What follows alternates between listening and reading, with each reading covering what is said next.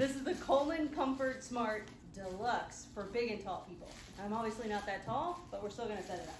Well, that's So nice. it's got a little Velcro strap. Lita, you need to move.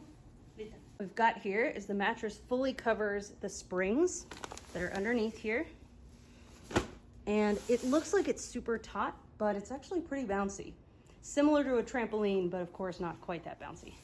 I'm gonna have my dad, who's 6'3" and 210 pounds, lay on it. This is for someone his size. And this is our 85-pound dog. You gonna get up there, sure? You gonna get up? So easily fits. I'm a side sleeper. Sleeper, yes. So as a side sleeper, how do you feel about that mattress? Oh, it's plenty wide. Well, but and also like your elbow, your Well, hip. it's comfortable. These springs make it nice. It's deluxe.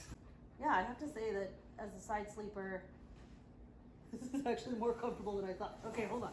Let's get for reals. Okay.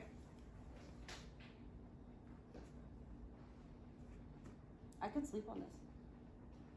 I'm kind of surprised about that. The last cot that we had was like army awfulness. No offense to the army.